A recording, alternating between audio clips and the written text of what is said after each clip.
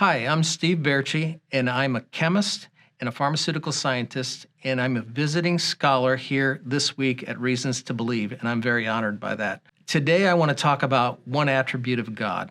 God is pure. The reason I want to talk about that is because I have worked in the pharmaceutical industry, and much of my role, much of my job has been to evaluate impurities in drugs and to try to help develop means for creating pure, stable drugs that remain pure throughout their shelf life. And there's a reason why we want pure drugs, and let me trace back historically to some of the reasons. In 1906, the Pure Food and Drug Act was passed, and that was in order to ensure to the people of America that food and drugs would be actually what they say they are, and that there weren't other ingredients that were unknown. And it was designed to try to prevent a certain level of quackery and false advertising.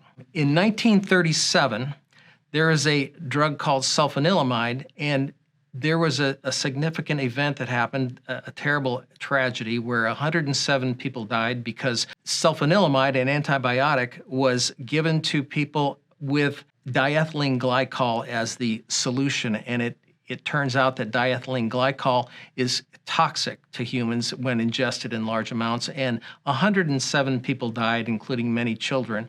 And as a result of that, there was an act that was the 1938 Federal Food, Drug, and Cosmetic Act was passed to ensure that drugs were safe. In the early 1960s, there was another significant event. There was thousands of children born with birth defects from thalidomide for morning sickness. So thalidomide is a sedative that was used to help pregnant mothers get over the morning sickness, and unfortunately it was teratogenic, and there was a problem with the offspring from mothers who had taken this drug.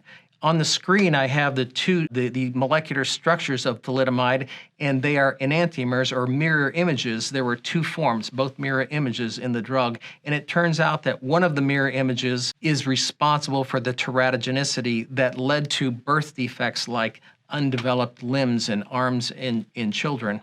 Fortunately, in the U.S., it was never approved, and so the side effects were minimized in the U.S. due to an astute FDA regulator who refused to approve the drug because of the incomplete toxicity studies. In 1982, there was another significant event. There was cyanide poisoning of Tylenol. And Tylenol is a common drug that we use for pain medication, but it was tampered. Somebody intentionally laced acetaminophen or Tylenol capsules with potassium cyanide, resulting in the deaths of at least 7 people. So, the idea of a drug not being pure can lead to all kinds of problems, including death.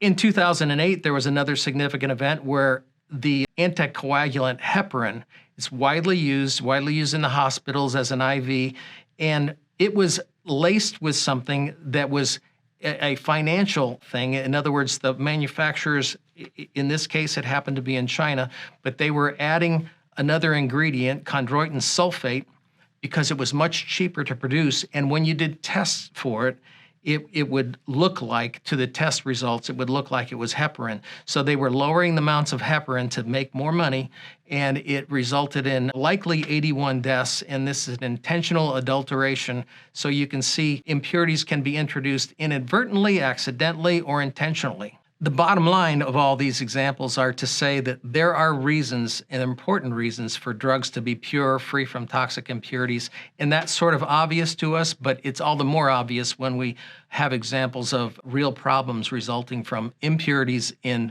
what should be pure drugs.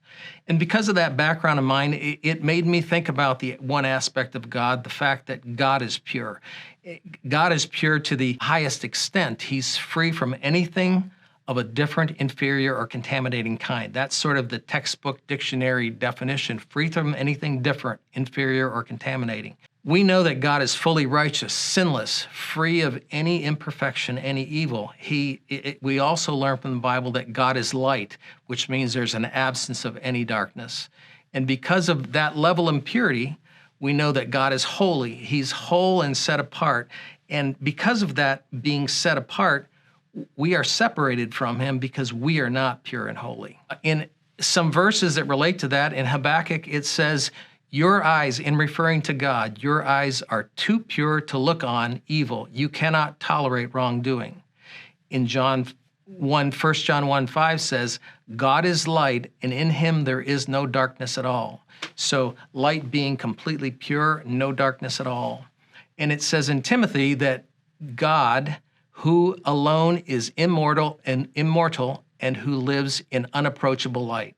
So we can see that because of the purity of God, he cannot tolerate or look upon any impurity or sin or evil. So how do we have relationship with him? How can we have the purity needed to be part of and close to and in the presence of God? It says in 1 John 1:7, if we walk in the light as he is in the light, we have fellowship with one another, and Jesus, his son, purifies us from all sin.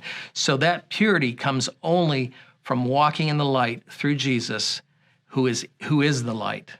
And it says in Matthew 5:8, blessed are the pure in heart, for they shall see God.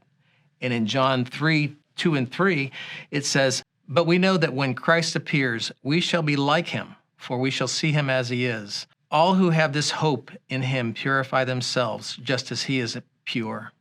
As a chemist, my role has been to try to create and pursue pure drugs, free from any impurities.